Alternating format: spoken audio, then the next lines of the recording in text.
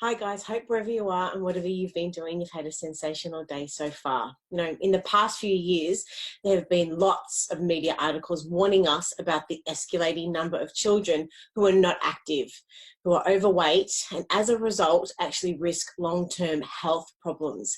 In addition to this, studies have shown that by the time children start school, if they are lagging behind children of the same age, they are likely to face social, emotional, and academic challenges. So today, we are joined today by our very special guest, Dr. Tessa Grigg, Research and Development Manager from Gymbaroo, to discuss this very important topic and to answer the question, does regular physical activity in the first 5 years of a child's life really make a difference?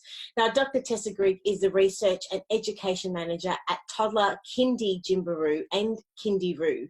She's a part-time lecturer at the University of Canterbury in New Zealand and a teacher and producer of children's music, and she has over 20 years experience in the early education sector and a wealth of knowledge on this topic. How are you? I'm very well, thank you, Rachel. Really super excited and really honoured to have you join us today. And there's really lots to talk about, and this is a very serious topic, and I'm just about to go through some stats, which I was just pre-interview doing some research, and they're quite alarming. And undoubtedly, I guess some of the insights that you're going to give us in this interview, we really hope are going to help shift and shape the future and the health of lots of children through this information. But I mean, here's the scary stuff first. So through my research, I've just found that in the 2017 and 18, the Australian Bureau of Statistics, they had the National Health Survey. It showed that 2/3, which is 67% of Australian adults, are actually overweight or obese. So that's about 12.5 million people.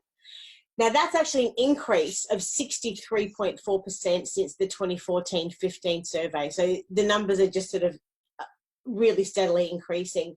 But the scary part is that the survey also indicated that almost one quarter, it's 24.9, so 25% of children of aged 5 to 17 were overweight or obese in the same time period. So they're really alarming statistics and quite scary, I guess, don't you think? Yeah, absolutely.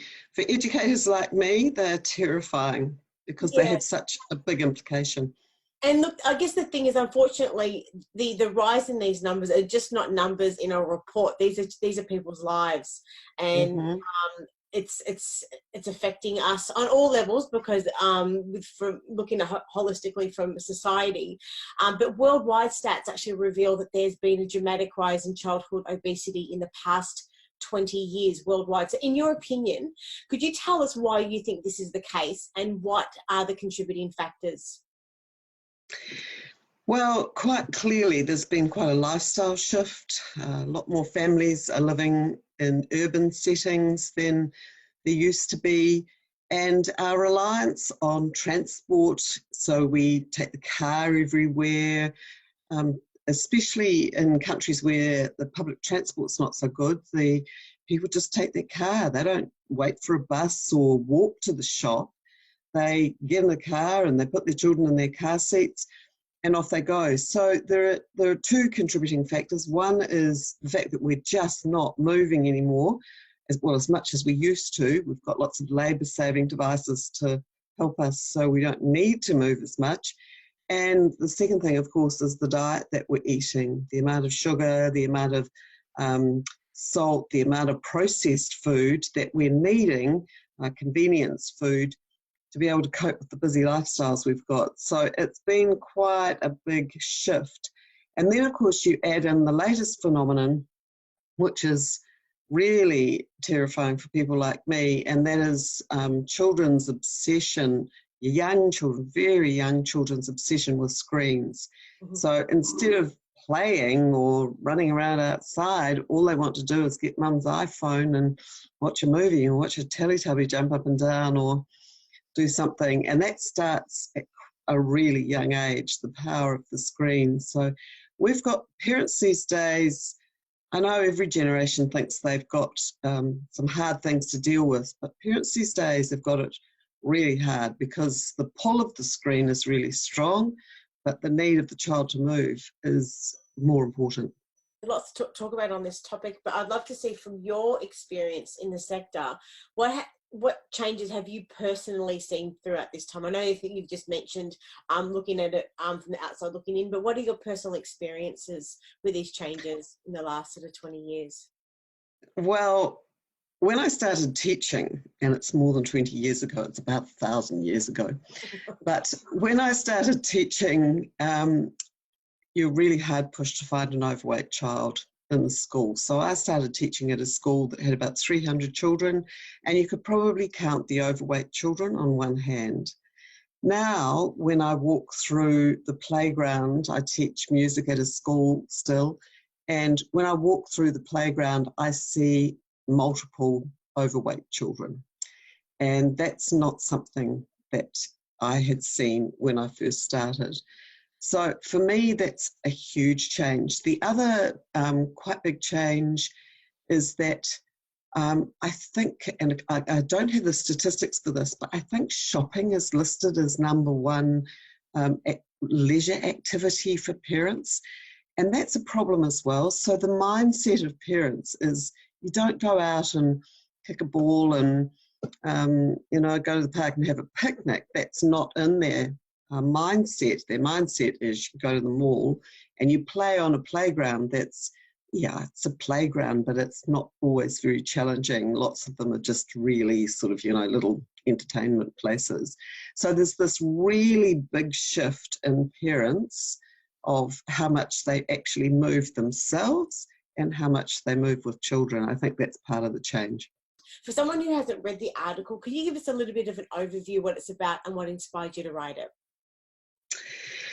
Well, I had a parent that I was talking to, and I said to her, you need to go to the park every day. And she was quite surprised. And she said, I can't. I can't go to the park every day. And that made me think, well, if she's got this issue of I don't know what to do on the days that I can't go to the park, then maybe quite a few other parents have got this. So this article basically gives some background information of why it's important to move, but it also gives you some solutions, parents some solutions as to what some things they might be able to do to fill some of the gaps, I suppose, on those days when you just literally, and let's be real, there are some days when you just can't get to the park, but on those days there are other things that you could do. So that's what the article's about. Yeah, we are really starting to see a lot more of the high density living in sort of metropolitan areas. Absolutely. And I know that for city councils, this is something that they have to really ensure that they provide enough outdoor play areas and parkland areas, given that a lot of families just don't have a sizable backyard anymore. That's, I think, the Australian dream is something that for lots of different reasons and the cost of living and housing is something that not only is affecting the hip pocket but also our health. So as you said, absolutely. And the other thing that I notice, I walk the dog every day here in Christchurch, and when I started walking him, he's 14 and a half. Oh, wow. When I started walking him, you'd walk past the playground. Also, when my own child was young, you'd walk past the playground. There'd be families. There'd be mums and children, and they'd be picnicking and sitting. And it could be random, any time of the day. There were often people there. Now, I walk past our little local parks, and you're lucky to see a mum and a child. So it's really that mind shift. And this was what this article, twofold things, was about. Yeah. Question number 5. Why are regular opportunities for physical activity so important for children? Well, Rachel, this is something I could go on for several weeks about, but I'm going to condense it down into some main points. And one of the first things is that children learn through play. Play is not trivial. Movement is not trivial. It's not something to just fill in time. There is a very serious aspect to play and to movement. And we need to provide many opportunities, and as many opportunities as we can. Also, movement wires the brain. So when children are moving, they are helping to make connections in their brains, and to increase their experience so that later on they've got those early experiences to draw on. And it does things like help them with their muscle tone. So children who move a lot have better muscle tone. They have a better understanding of where am I in space, because those of you with toddlers will know that there's the knock the top of the head routine when they try to go under the table, because they haven't worked out that there's a little bit of head above their eyes. And so they need to do that. And the way you do that is by experiencing the bangs on the head. They also learn to do things like plan. How can I get from here to over there with the ball, or in a funny way, or, whatever. So they're doing motor planning, which later on in sport is very important. As I think you've already mentioned, academic achievement is influenced by movement. And there are some quite clear studies that show that when children move, their academic outcomes improve. So at Gymbaroo, what we're trying to do is get the moving opportunities set in their minds as something that you just do, as part of their daily lives, that you get out and move, and it's not something to be avoided. Because the outcomes for not only the child but also for society are going to be improved when they move. Yes. The other important thing is that children progress through movement stages. So they start and they roll around on their tummies, and they crawl around on their tummies like lizards and things. And then they progress to, I think in Australia you call it creeping on all fours, like a cat or a dog. And those developmental steps are really important to set up skills for later in life. So they set up postural skills, they set up physical skills so that later on they can participate in sport or move fluidly. Maybe they want to be dancers, who knows? All the world's most famous ballerinas started on the floor like the rest of us.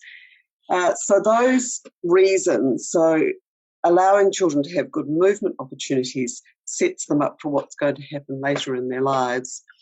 Another aspect, which I think people aren't always aware of, is the emotional component of sport.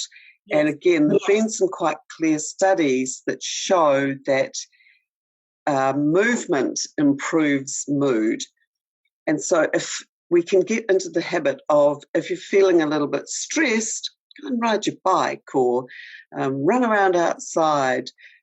Those kind of things help children as well. Movement makes you feel good, and it's much better for our waistlines if, when we don't feel so good, that we go for a walk or walk up a hill or walk to the park, rather than go and sit with food as the thing that we're looking for comfort from, or a screen.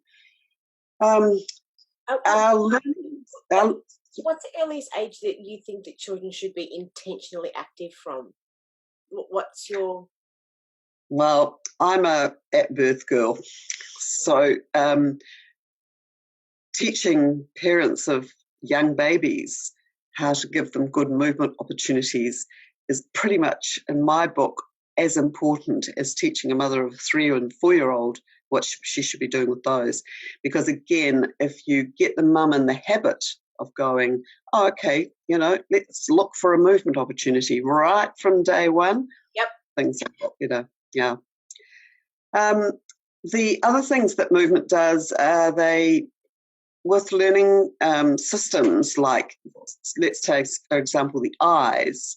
Movement opportunities get the little muscles in the eyes strong so that later on you can read at school, and that's part of those learning outcomes. Yes.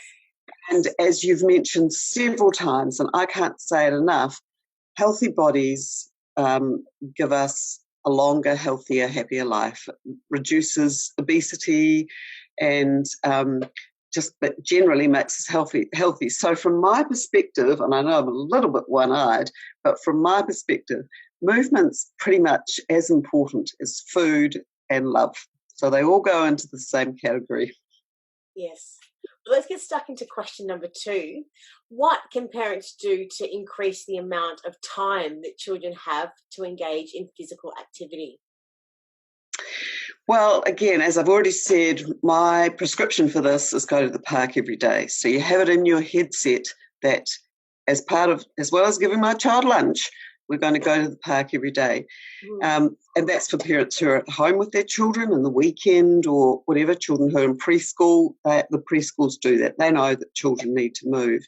Yeah. But for urban dwellers, one of the things that's very easy to do is something like when you go to the park and you've got a child who's slightly older. So we're now focusing on children who are walkers and are reasonably confident walkers, say 2.5, 3. But you don't park right beside the equipment. You actually park on the opposite side of the park and you walk across the park. Little tricks like that can make quite a difference. Take a ball to the park so that they will run around in an open space. Let them climb a tree. The parks, the people who run parks have cut all the lower branches off, so children can't climb trees as well as they used to. But, find a tree that they can climb. Walk to the shops if you can, not take the car. Let them get out of the stroller every now and then to actually walk rather than just being pushed. So those are sort of some of the little tips that can increase the amount of movement that a child is getting on a daily basis. Yeah, and it's just, as you said, it's about being intentional about those things and actually ensuring that you're thoughtful about it. As you're driving to the park, you've already got that in your mind. It's not just the exercise they're going to get at the park, but it's everything else around it as well, which is yeah. Well, it's really hard, Rachel, because as I said, I've been a parent and I know how much time children are contained in capsules. Yes. And I've tried really hard not to have my son in a capsule. But, really quickly, you can get yourself up to 4 or 5 hours without even blinking. It's very easy to do. Well, how much exercise should children say for about a 2 to 5-year-old have per day? How would you categorize that for parents to give them a bit of an indication? You're saying every day, but is it 30 minutes, 20 minutes? In your mind, sort of, what do you think? Well, I think realistically, if you do some of the things I've talked about, a trip to the park probably takes about an hour. Yep. By the time you've done some walking and by the time you've got to the park and had a play and by the time you've walked home. So that's the sort of amount. But, in an ideal world, in Sweden, they contract that with parents that all children will be outside playing for 4 hours a day. Wow. So a big amount. But, don't start with a big amount because then it gets overwhelming and you think, oh, it's too much, I can't do any. I haven't got 4 spare hours today, I can't do any. Half an hour is a great start. And if children are getting half an hour a day of outside running around and playing, that's a whole lot better than none. But in an ideal world, probably realistically about an hour. About an hour a day. All right, well, let's get stuck into question number 3. There's lots I want to talk about here. There are just some days, as you said, it's like beautiful segue, when it's just not possible to get to the park. So for those days, what can parents do about that? Well, certainly I know this kind of stuff gets used a lot more in the winter in colder climates. When you're in the beautiful Sunshine Coast, you probably don't need to listen to this, but because you can probably go outside most days. But in cooler climates, it can be tricky on a really cold day or if your child hasn't been well or anything like that. And essentially, if you've got the right mindset, what you do is you just turn your house into the playground. Yes. And you don't need to buy expensive equipment. You've probably got most of it at home already. So, you've got your couch or your sofa and provided it's not white and very precious, and at Gymbaroo, the Jane Williams, who's the daughter of the woman, Margaret Sasse, who founded Gymbaroo, she says, look, when you got toddlers, just get rid of your couch. It's your white couch. It's too hard. And so you've got the equipment there, and it's just really important to be able to think of ways to use it. So one of the examples I can give you is stuff like making tunnels, and it's really easy to make a tunnel. If you've got a table with quite heavy legs or a nice heavy table, you can put a rug or a sheet, an old sheet, underneath the legs of the table, make a pleat in the middle of the sheet, and you've got the most perfect tunnel. And that's much more exciting for a 3 or 4 year old to get down like a caterpillar and squash their way through the tunnel rather than just crawling under the table. They'll do the crawling under the table for a little while, but they like, something a little bit more challenging. The other things that we had our sofas were not new when my son was little, and so I know that on wet days there was a very small amount of time when the cushions were on the sofa. They were always being used to jump on or to build something with or to create an obstacle course or to hide under or whatever, And I think that's kind of good too. You can make a jumping course really easily, just with little things that you've got at home. Minding safety here, of course, you always look for safety, making sure they don't slip, but it's easy to do. The other thing that I always found was very useful on these kind of days was some masking tape, because it comes off easily. And so you put masking tape lines on the floor, and they can be your jumping track, jumping obstacles, or you can get the children to walk across the line so that they've got to do 1 foot staying on the line. And they're quite often happy to try that because they don't fall off, so they feel, a little bit safer. I've even suggested making hopscotch. If you've got children who are old enough to do hopscotch, you can easily make that with masking tape on the floor, on your carpet, at home, probably a modified version, but those kind of things. Chairs are really useful. You can do dog agility type things, weaving through the chairs and stuff like that. You can set up a little running course for young children. You're probably not going to want your 5-year-olds running all over the house, but you can certainly get 2 and 3-year-olds to run around a wee course. You might be able to open 3 doors so they can run around it. And balance activities, anything that you can do that helps them or allows them to move or do something active is much better than plopping them in front of the television. Yeah. And the whole idea is really to, as you say in the article, to create fun movement opportunities at home. And that's about sort of, as you said, using what you've got and just being sort of creative in all aspects. But at the same time, it's fun. It's fun for the kids, and it's fun for the parents. And not only so that you're creating the movement activities, but you're creating memories as well. So these are the things that are, and have a short window of their life to do it. So. Another thing that happens is once they get good at it, for a start, of course, you have to, help them and direct it. But as they get good at it, of course, they make up their own things as they go along. But if parents have got any questions for you or they want some more information, whereabouts can they find you? Well, I'm sure that if they go to the Gymbaroo website, down at the bottom there's a Contact Us button. They'll be able to contact me through there, or you can email me, Tessa.Grigg, Grigg, @gymbaroo.com.au. And I'm more than happy to answer questions from parents. And if I've brought up something today that you think, oh, I'd like to know more about that, or I don't know about that, I don't agree with that, then flick me an email. I'm more than happy to talk to you. Yeah, and once again, we'll have a link to your article as well, okay. In the introduction paragraph, and that, once again, the title of the article is Transforming Bodies and Minds, Your House as a Playground. Dr. Tessa, it's been an absolute honour chatting to you today, and I can't wait to catch up with you again soon. Take care. Thank you very much. Okay, take care. Bye.